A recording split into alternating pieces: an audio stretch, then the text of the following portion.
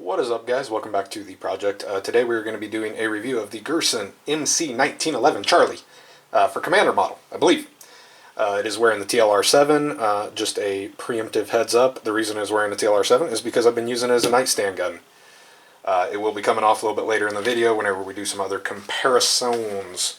Girsan is imported by EAA Corp. I don't know if they're a sister company or what. I'm not super familiar with that. But they are either imported by or part of EAA Corporation. This gun does... We're off to a great start. This gun does come with one 8-round magazine, which I'm not a huge fan of. Definitely better magazines out there, but they do seem to work. I had to do some polishing on this one, and once I did that, it's been 100% reliable. We'll get right into it. It does come with a tiny, fancy, schmancy little blue case. I'll zoom out if it lets me. Yep. Little blue case here. Again, you get your one magazine, you get your cleaning rod, you get your stupid lock, your information, but it has room for your speed loaders, some extra magazines, I guess another push rod, cleaning rod. Let me just throw that on the ground. Let's just get into features. You know what, let's cover MSRP, because people are always like, how much does it cost? How much does it cost? MSRP is $576, it's something weird. $567, I have dyslexia. MSRP is $567. You're going to be able to purchase it for around $500, probably less if you keep an eye out. It does have some good features, has some bad features. It is an all-steel frame. It is not forged, and I will get into that later. It has an ambidextrous safety. It's okay. It's not super positive. It is not the bulletproof ones. You can see there's a lot of play in that on the way down. But it works, even for me as a southpaw. It does have a nice extended beaver tail. Yes, again, I have been carrying this. I did take the one round out of the chamber. But the ambi safety works the way it's supposed to. Your magazine reliefs is going to be on the driver's side only. It's got a nice extended beaver tail for those of us with high grips, which is good because I've been known to get slide bite. It does have some pretty good stipling on the back strap here, and as well on the front strap. I wish it continued up further, and it seems to be slightly recessed, which I'm not a huge fan of. They're not super aggressive, but it's better than me always having to put grip tape on stuff. It does have a Picatinny rail. I believe that's just left over from the cast molding. But they turned it into a pick rail, and that's pretty freaking cool. I do love that. Has Novak styled 3-dot sights. They are not Novaks. They are okay though. Got a nice high front blade on here. Pretty good slide serrations, pretty good molding, everything else. I've got a nice, really nice groove cut out there, very clean and polished. The trigger leaves a little to be desired. It pulls pretty heavy, but it is okay. This gun does have a full-length guide rod, which is pretty cool. Don't mind it. If you are a 1911 purist, that will definitely annoy you. Let's see here. You can get these in three colors: black, flat dark earth, and two-tone. I do have a flat dark earth gun here. Let me dust it off because it's been up on the wall. These are the flat dark earth models. Good color. Seems to be... Yeehaw, sorry. Seems to be a pretty okay Cerakote job. Don't think it's going to last forever on the finish because, again, these are very inexpensive 1911s. Let's see here. We have had some hiccups with this gun. I will be showing that in the footage. Please note, I am not the one editing these videos. So if you see things that look slightly different to my style of editing, it's just because someone's doing me a really big favor. So please keep that in mind in the comments. Skeletonized trigger hammer, I don't really care about any of that. Mil-spec mag has actually jammed. We do run into a problem when we talk about weight. Because there is this giant block of a Picatinny rail. It is a very heavy gun, and it's a very heavy gun in general because it is cast and not forged. What I'm told, the slide and the barrel are forged, but there's no way the frame is. We'll take that off. We'll just throw it on the scale really quick, which, by the way, I broke my scale. So all I have is my Pampered Chef scale that, thank God, came in like 3 days ago. I was getting ready to do all these reviews, and I dropped my scale on the edge of the table, and it actually came apart. So for those of you who don't know, I actually cook a lot. And so my friend was holding a Pampered Chef party, and I was just very blessed to actually buy one of these. I use it for sushi. Let's make sure. So she is zeroed.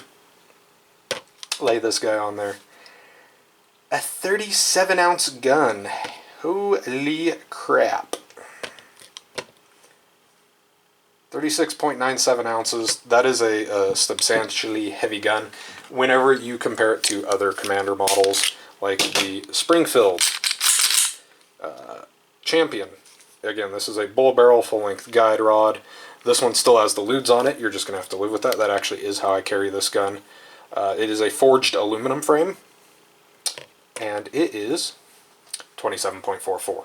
So it's 10 ounces lighter than the Girsan. Of course, it does not have a undermount Picatinny rail, and I have, you can tell I add grip tape to everything, and it just has line stipling on the rear.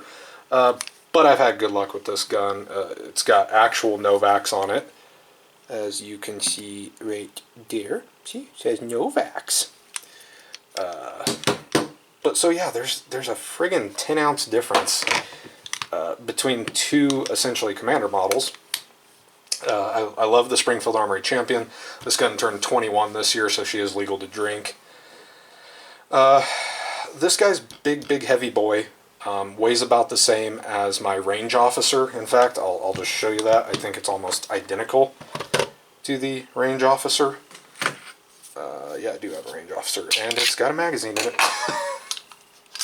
Okay, so here's a full-size range officer, big heavy steel target sights, 5-inch model, 37.74, and this was what? 36.90. So yeah, 1 ounce difference, but basically the exact same weight as a full-size, essentially target model, 1911. So yeah, a lot of meat left on this guy that I think could have been shaved off. Not a criticism. Carry or weight is good in 45s, or so it can be. For me, it's not a concealed carry gun. In fact, it's not even a carry gun.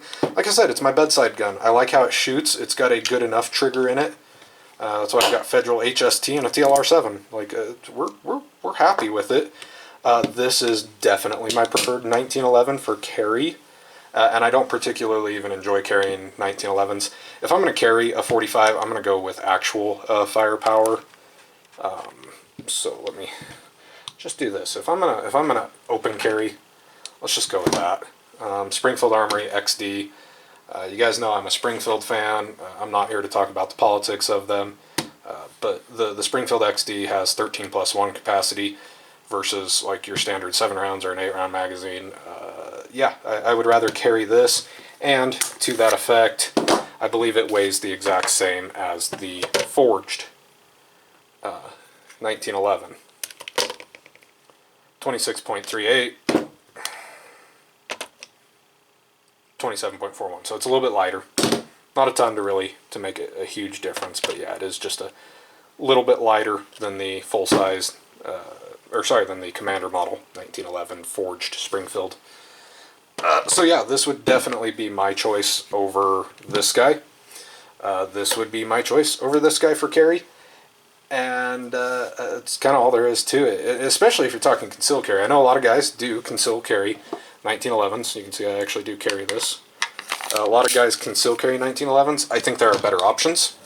I'm not criticizing you if you do, obviously, but for me, there's guys like that. Springfield Armory XDS in 45 ACP. I would just rather go that route personally if I'm going to conceal carry a 45. And I do occasionally. For me, it's usually like the Hellcat, but actually this is the old Hellcat. I have a brand new Hellcat too. But yeah, there's nothing wrong with a big, heavy 1911. It's just my nightstand gun. I personally wouldn't. I don't think so. Carry this on an everyday level. 1, again, the weight. 2, the way it prints. 3, factory grips are horrible. You're going to have to change those out. At its price point, I think there are a lot better options.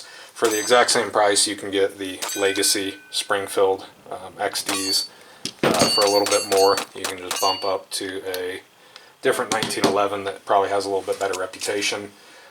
I'm not criticizing this gun because I do like it.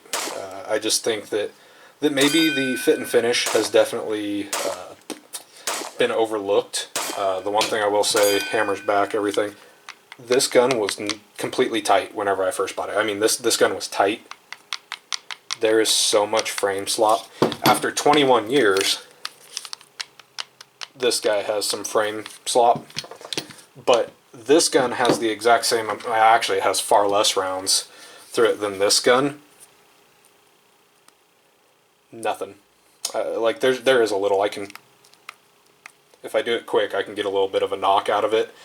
But the RO has probably, that RO has like 500, 600 rounds to it. I do have another RO up there. But it's still nice and tight. Everything feels good. This gun came in, had no slop whatsoever, and is already developing a little bit of slop. So just something to be aware of. I don't know that the quality of material is there. I think this is a good starting gun, though. And you can do a lot to upgrade it, obviously. 1911 parts are mostly interchangeable. You do have to be aware, again, of this 4.4-inch barrel. That is going to bone you pretty hard.